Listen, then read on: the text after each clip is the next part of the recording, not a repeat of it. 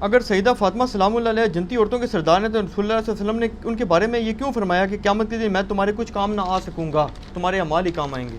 Well done, بہت پیارا سوال ہے۔ واقعی یہ بخاری مسلم دونوں میں حدیث ہے۔ اما عائشہ کہتی ہیں نبی علیہ السلام کی وفات سے کچھ عرصہ پہلے سیدہ فاطمہ کے کان میں ایک بات کہی نبی علیہ السلام نے، وہ رو پڑی، پھر ایک اور بات کہی، وہ مسکرا پڑی۔ تو میں سیدہ فاطمہ سے پوچھتی رہی کہ مجھے بتاؤ نبی علیہ السلام نے تم سے کیا بات کی تھی، تو وہ اوائڈ کرتی رہی۔ جب نبی علیہ السلام فوت ہو گئے نا، اس کے بعد سیدہ عائشہ کہتی ہیں میں نے کہا فاطمہ میں تمہاری ماں لگتی ہوں، ماں ہونے کے حق کے سبب جو میرا حق ہے تم پہ، اس حق کے سبب میں تم سے پوچھتی ہوں کہ نبی علیہ السلام نے تمہارے کان میں کیا بات کی تھی۔ تو انہوں نے کہا ہاں میں اب اپنے باپ کا راز بتا دیتی ہوں، نبی علیہ السلام نے مجھے کہا تھا کہ ان قریب میں فوت ہونے والا ہوں، اللہ نے وحی کے ذریعے بتا دیا۔ اس پہ میں رو پڑی، اور پھر آپ صلی اللہ علیہ وآلہ وسلم نے دوسری دفعہ میرے کان میں یہ بات کہی کہ میرے اہل بیت میں سب سے پہلے مر کے تم میرے تک پہنچو گی، اور وہ بھی 6 مہینے کے بعد فوت ہوگی۔ اور کیا تم اس بات پہ خوش نہیں ہو کہ تم جنتی عورتوں کی سردار ہو؟ تو میں اس بات پہ مسکرا پڑی۔ اور ترمذی میں الفاظ ہے کہ حسن و حسین جنتی نوجوانوں کے سردار ہیں اور سیدہ فاطمہ جنتی عورتوں کی سردار ہیں۔ المستدرک للحاکم میں ہے کہ حسن و حسین جنتی نوجوانوں کے سردار ہیں اور ان کے باپ علی ابن ابی طالب ان سے بھی بہتر ہیں۔ اور ترمذی میں ایک روایت ہے کہ ابو بکر اور عمر جنت میں انبیاء کے علاوہ تمام بوڑھوں کے سردار ہیں۔ جنت میں کوئی بوڑھا نہیں ہوگا، لیکن جو دنیا میں بڑھاپے سے گئے تھے ان کے بارے میں۔ اس میں جنتیوں کا سردار کون، یوٹیوب پہ ایک میرا کلپ بھی ہے، میں نے سارے حدیثوں کے نمبر بھی بتائے ہیں۔ تو یہ نبی علیہ السلام نے اصل میں ہمیں سنایا ہے کہ کل کو کوئی یہ نہ کہ جو میرا مرید ہو گیا میں اس وقت تک جنت میں نہیں جاؤں گا جب تک اپنے سارے مرید نہ لے جاؤں۔ آپ اس سلسلے میں بیعت ہو جائیں، آپ جنت میں جائیں گے۔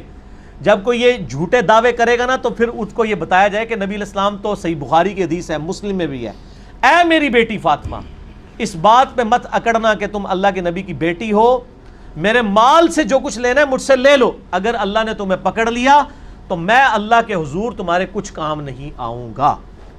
یہ سمجھانے کے لیے تھا، یہ نہیں ہے کہ انہوں نے پکڑا جانا تھا۔ جیسا پنجابی کے اندر نا کہنا تینوں تو سنانا نو نو، کہنا بیٹی کو اور سنانا بہو کو۔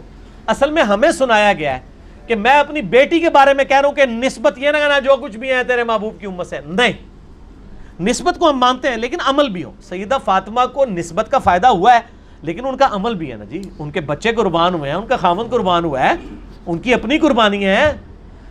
یہ بات کہنا سوکھا ہے، صحیح بخاری میں حدیث ہے۔ آج تو لوگ کہتے ہیں تیرے ہوتے جنم لیا ہوتا، پھر میں تیرے قدموں سے لپٹ جاتا، میں یہ ہوتا، میں رفع دین پھر بھی نہ کرتا، کیونکہ رفع دین کرنا تنوں کہنا سی مکھیاں مارتا ہے، تے قدمہ نہ لپٹنا سی۔ یہ بات کہنا ہو سکتا ہے ابو جہل ہی ہوتا، ضروری ہے ابو بکر عمر عثمان علی ہوتا۔ صحیح بخاری میں ہے، عبداللہ ابن مسعود کہتے ہیں نبی علیہ السلام خانہ کعبہ میں نماز پڑھ رہے تھے اور ہم دیکھ رہے تھے، عقبہ بن نبی معیط نے لا کے ایک اوجڑی اونٹ کی، اتنی بھاری اوجڑی نبی علیہ السلام کے مبارک گردن پہ رکھ دی جب سجدے کی حالت میں، آپ صلی اللہ علیہ وسلم سے اٹھنے نہیں ہو رہا، اتنا وزنی۔ عبداللہ بن مسعود کیا صحابی نہیں تھے یار؟ صحابہ نے جا کے حضرت فاطمہ کو کہا کہ یہ اوجڑی ہٹائیں، کیونکہ سب کو یہ پتا تھا کہ پھینٹی لگ جائے گی وہاں پہ۔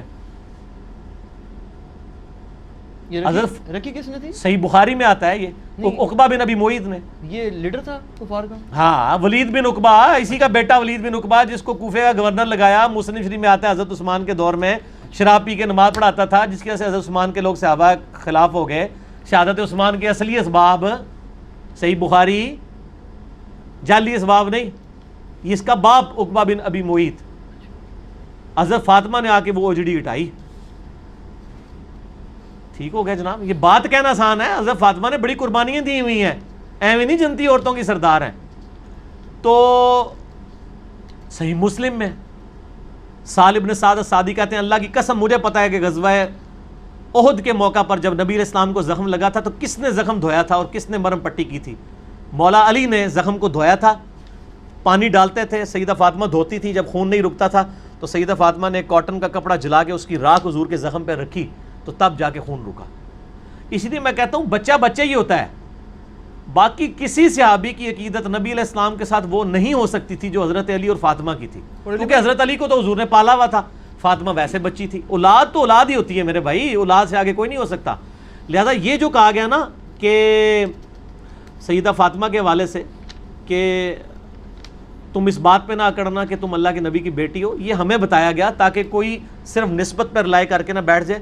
اور یہ جملے تو نبی علیہ السلام کے بارے میں بھی قرآن میں آئے ہیں, یہ دعا صرف اللہ ہی سے. اس میں پہلے صفحے پہ آپ دیکھیں نا, اللہ تعالیٰ نے 18 نبیوں کا ذکر کیا ہے سورہ الانعام کے اندر آیت نمبر 88 میں. پھر فرمایا 18 نبیوں کا بائی نیم ذکر کر کے کہا وَلَوْ أَشْرَكُوا لَحَبِطَ عَنْهُمْ مَا كَانُوا يَعْمَلُونَ, اگر یہ بھی شرک کرتے ان کے بھی اعمال برباد ہو جاتے. تو کیا نبی شرک کرتے تھے؟ سمجھانے کے لیے. یہاں بھی حضرت فاطمہ کا سمجھانے کے لیے ہے کہ اگر میری بیٹی فاطمہ بھی چوری کرے گی اس کے بھی ہاتھ کٹیں گے. اے میری بیٹی فاطمہ اس پہ نہ کرنا کہ اللہ کے نبی کی بیٹی ہو, وہ سردار ہیں. اچھا, اس کے بعد ہمارے نبی علیہ السلام کو مخاطب کیا گیا سورہ زمر آیت نمبر 65 میں, وَلَقَدْ أُوحِيَ إِلَيْكَ وَإِلَى الَّذِينَ مِن قَبْلِكَ لَئِنْ أَشْرَكْتَ لَيَحْبَطَنَّ عَمَلُكَ وَلَتَكُونَنَّ مِنَ الْخَاسِرِينَ. اے نبی بے شک آپ کی طرف اور آپ سے پہلے تمام نبیوں کی طرف یہ وحی کی گئی کہ اے نبی اگر آپ نے بھی شرک کیا آپ کے بھی اعمال برباد ہو جائیں گے اور آپ بھی خسارہ پانے والوں میں ہو جائیں گے. یہ بات تو نبی علیہ السلام کو سنگولر کے سیغے سے کہی جا رہی ہے, لیکن کہا سنایا کسے جا رہا ہے؟ ٹھیک ہے. پھر آیا قرآن میں 3 دفعہ, سورہ زمر میں, سورۃ الانعام کے اندر, سورہ یونس میں, قل انی اخاف ان عصیت ربی عذاب یوم عظیم. اے نبی فرما دیجئے کہ میں خود ڈرتا ہوں اس بات سے کہ بڑے دن کا عذاب مجھے نہ آ پکڑے اگر بالفرض میں نے اپنے رب کی نافرمانی کی. تو یہ سمجھانے کے لیے تو نبیوں کو کہا گیا, تو حضرت فاطمہ تو پھر بھی بعد میں